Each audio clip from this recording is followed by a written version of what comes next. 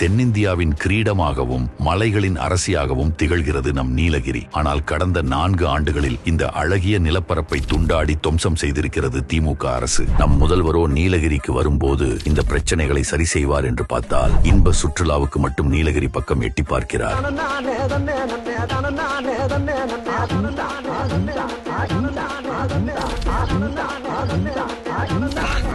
எக்ஸ்பாண்டபிள்ஸ் பட போஸ்டர் பார்த்த மாதிரியே இல்ல. சீக்கிரம் பாரு, போஸ்டர் மாத்திர போறானுங்க. எங்கடா இருந்தானுங்க இவனுங்க?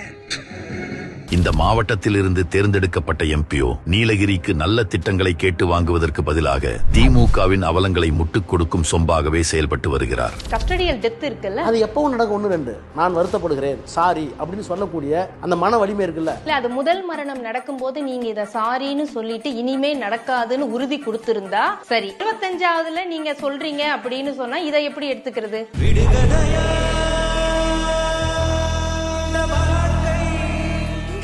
எத்தனை பேரோட பசங்க ஸ்டேட் போர்ட் ஸ்கூல்ல படிக்கிறாங்க சொல்லுங்க பாப்போம். எங்கள்கிட்டயா? எங்கள்கிட்ட சொன்ன நல்ல கேள்வி. தயவுபடி நல்ல கேள்வி. ஒரு 5 நிமிஷம் செலவு பண்ணலாம், தப்பு இல்ல. நல்ல கேள்வி. சென்ட்ரல் போர்ட் நல்ல கேள்விமா.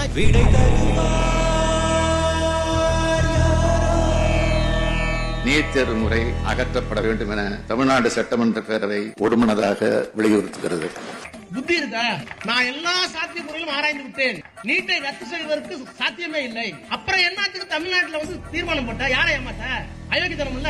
எனது கை என்னை அடிப்பதுவோ, எனது விரல் கண்ணை கெடுப்பதுவோ. இப்படி உள்ளூரில் மக்களுக்காக எதுவும் செய்யாத இவர் டெல்லியில் மக்களுக்காக என்ன பேசுகிறார் என்று பாருங்கள். நாடாளுமன்ற கேண்டிடேட் வந்து ரொம்ப சகாய விலையில கொடுப்பாங்களா? பிரியாணி டேஸ்டா இருக்கும், குலாப் ஜாமுன் டேஸ்டா இருக்கும், டோக்லாங்கிற மாதிரி டேஸ்டா இருக்கும். அந்த பார்லிமெண்ட்டுக்குனே ரொம்ப சீப்பா இருக்கும். இப்ப அதெல்லாம் க்ளோஸ் பண்ணிட்டாங்க எல்லாமே. அட வெக்கம் கட்டுவீங்களா?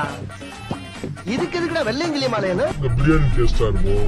மானம் கட்ட அயோக்கிய பள்ளிலாம். 50 ஆண்டுகளுக்கும் மேலாக இயங்கி வரும் டான்டி தொழிற்சாலைக்கு மூடு விழா நடத்த திட்டமிட்டிருக்கிறது திமுக அரசு. வனத்துறையிடம் அரசின் தேயிலை தோட்டம் ஒப்படைக்கப்படுவதால் ஆயிரக்கணக்கான தமிழர்கள் வேலை இழக்கும் அபாயம் ஏற்பட்டுள்ளது. அதெல்லாம் மூடிட்டாங்கன்னா எங்களுக்கு எந்த வாய்ப்பும் கிடையாதுங்க. பசங்களும் எந்த வாய்ப்பு வேலையும் இல்லாம வீட்டுல தான் இருக்காங்க. தற்கொலை பண்ணிக்கிறத தவிர வேற எதுவுமே இல்ல. இனிமே நீங்க கவலைப்பட வேண்டாம், நான் இருக்கேன். உங்களை பத்திரமா பாத்துப்பேன். கைப்புள்ள குரலி வித்த காட்டுறான், ஏமாந்துறாத. அண்ணே, குஞ்சு மிதிச்சு கோழி சாவுமா? நீ பேசும்போது உன் பேச்சுல தேன் வடியுது. அதை கேட்டனாலதான் உடம்புல ரத்தம்ல வடியுது. இல்ல, நான் சத்தியமா ஹெல்ப் பண்ண வந்திருக்கேன். தேவையில்லை. அரசு பள்ளிகள், மருத்துவமனைகள் உட்பட பல அடிப்படை வசதிகள் கூட இங்கு சரிவர இல்லாததால் மக்களின் அன்றாட வாழ்வே பெரும் போராட்டமாகி இருக்கிறது. அரசு துறைகள் ஒருங்கிணைப்பு இல்லாததால் மலைவாழ் மக்கள் குடியிருப்புகளுக்கு அடிப்படை வசதிகள் செய்து தருவதில் தொடர்ந்து சிக்கல் நீடித்து வருகிறது. எந்த நேரமும் இடிந்து விழும் ஆபத்தான நிலையில் உள்ள வீடுகளில் மலைவாழ் மக்கள் மரண வாழ்க்கை நடத்தி வருகின்றனர். எந்த கொம்போனும் குறை சொல்ல முடியாத அளவிற்கு ஆட்சி நடத்தி கொண்டிருக்கிறார். எங்க ஊர்க்கா சொல்லு. எந்த கொம்போனும் மர்க்கா சொல்லு. எந்த கொம்போனும் மர்க்கா சொல்லு. குறை சொல்ல முடியாத அளவிற்கு ஆட்சி நடத்தி கொண்டிருக்கிறார். வரையறையின்றி இங்கு கொட்டப்படும் குப்பைகளால் நீலகிரி மிகப்பெரிய பாதிப்புக்கு உள்ளாகி வருகிறது. நீலகிரி மாவட்டம் பந்தலூர் அருகே வனப்பகுதியில் கொட்டப்பட்ட மருத்துவ கழிவுகளால் வனவிலங்குகள் பாதிப்பிற்கு உள்ளாகும் அபாயம் ஏற்பட்டுள்ளது. இதேபோல் நம் ஆண்டை மாநிலமான கேரளாவின் மருத்துவ கழிவுகள் நீலகிரியில் கொட்டப்படுவதால் மக்களுக்கு பல்வேறு சுகாதார சீர்கேடு ஏற்படுகிறது. ஆனால் நம் பொம்மை முதல்வரோ இதை பற்றி கேள்வி கேட்காமல் ஓணத்துக்கு வாழ்த்து கூறிக்கொண்டிருக்கிறார். என்ற பிரியப்பட்ட மலையாளிகளுக்கு இருதயம் நிறைஞ்ச ஓணாசம்சகள்.